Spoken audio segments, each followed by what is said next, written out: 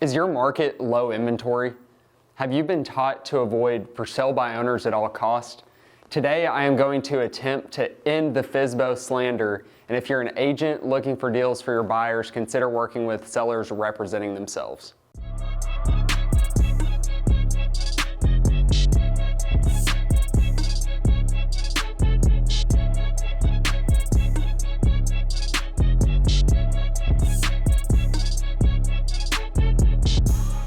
On any given year, 6 to 10% of all home sales are for sale by owner sales. Unfortunately, for sale by owners generally walk away with less money. They have less understanding of a contract that's presented to them, and they don't know the best ways to market their property to reach as many buyers as an agent working on the MLS. So simply put, if you're a seller, this is a less than ideal way to go. However, my friends, all the sales agents around the country, the U.S. housing market is still surging and inventory is still at an all-time low across markets in the United States. The housing market somehow outpaced 7% inflation in 2021, and the Fed has indicated that rates might be on the rise throughout the year, and all of these factors are pointing towards a different type of frenzy than we saw last year.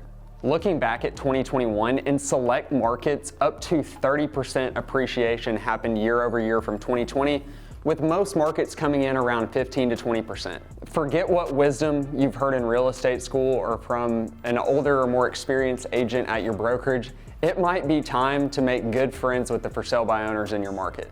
While working with a for sale by owner can lead to a bumpy ride for your buyers, it might be an interesting way to approach an extremely low inventory market and put your buyers in a position to get a more favorable contract. So today, with 4 years of experience, here's how I work with and win with FSBOs. First key is to be as professional as possible. I've cold called thousands of for sale by owners in my short career, and what I know is a lot of these sellers approach real estate agents with irrational fear. Whether that was a burned bridge or a bad deal or generally just lack of respect for the industry, it's important that you put on your high producer hat and be as professional as possible and as concise as possible when networking with these folks. Secondly, lay out the purpose of your initial conversation off the jump. I will leave this full script for a later video, but essentially when you get a for sale by owner on the phone, start to ask them questions such as, if I were to bring you a pre-qualified buyer, would you be willing to work with me? I've noticed that once you get to that point in the conversation, about half of the time they're gonna tell you to kick rocks. The other half of the time, they will entertain working with you and compensating you for your time, effort, and energy in bringing a buyer to the table. Number 3, have all pre-showing paperwork signed, sealed, and delivered before presenting the for sale by owner home to your buyers. In Arkansas, the golden ticket when working with for sale by owners is called a permission to show agreement, and your state or municipality probably has a similar document. What this does is it lays out the framework of the deal. You know how much you'll be compensated, what the price that you're presenting to your buyers is straight from the seller, and you also know what time window you have to work with to present the home to your buyer and present a contract to the seller. Not to mention, all of this occurs before the buyer has any idea that you're presenting the home to them. So this only works in situations where you know exactly what the buyer is looking for, or if their only goal is to get into a home in a certain area and you know that their budget is tight, it can be a worthy phone call for you. This allows you to get ahead of the curve with your buyers. Instead of them sending a for sale by owner to you, you already know all the for sale by owners currently on market in your area that are willing to work with you. It's important to be on offense when working with buyers that are cash strapped and you think are gonna have a really difficult time in a bidding war.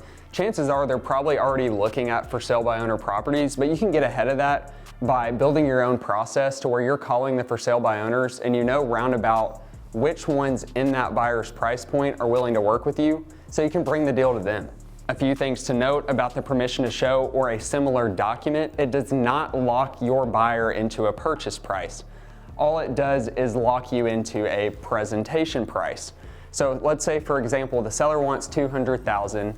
They agree to pay you a 3% commission if you bring a buyer for the property, and they want you to present it at $200,000.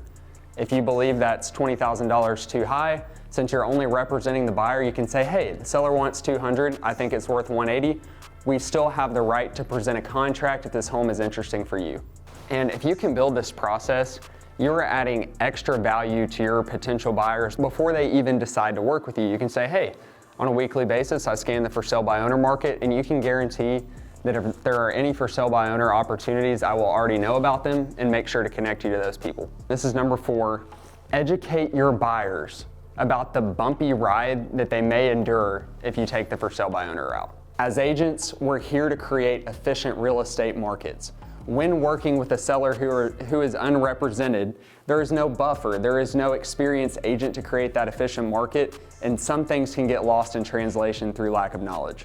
Reassure your buyers that you have the duty to represent their interests first, however, that you will be communicating with the seller because they probably don't know the next step in the process and you have to inform them of that. If I have a buyer with minimal cash or they don't want to offer over what the appraisal value may be to win an on-market offer, this is a great route. Since there's less competition, they may have a more favorable contract, they may not have to cover an appraisal gap, they might get some closing costs paid, they can be more flexible with the closing date. There are so many advantages, and that's why I like to keep these in my back pocket for my buyers. My last tip working with for sale by owners is minimize your communication, keep it concise when talking to the seller. As an agent, remind yourself the for sale by owner chose not to have any representation in the process. You chose to do that. Minimizing communication to only what needs to be shared will guarantee you as the agent that you have your buyer's interest in heart, because there's not a lot of side conversations going on and you're only communicating the absolute definite details of the deal to the seller. And I've had this happen before. The seller will naturally start leaning on you once they realize you're the expert on the next step in the process, what's going to happen, what the buyers are thinking. Try to remove those conversations as much as possible. Remind the seller that they are not being represented by you and that you're representing the buyer and you're just here to keep the deal moving. Agents don't want to talk about working with for sale by owners. I've personally found success in it. While it's not my first choice, there are some advantages for a buyer and it could be a good opportunity for you to attack a low inventory market. My name is Drake, running real estate here on YouTube. Thanks for tuning in to another episode. I gotta run.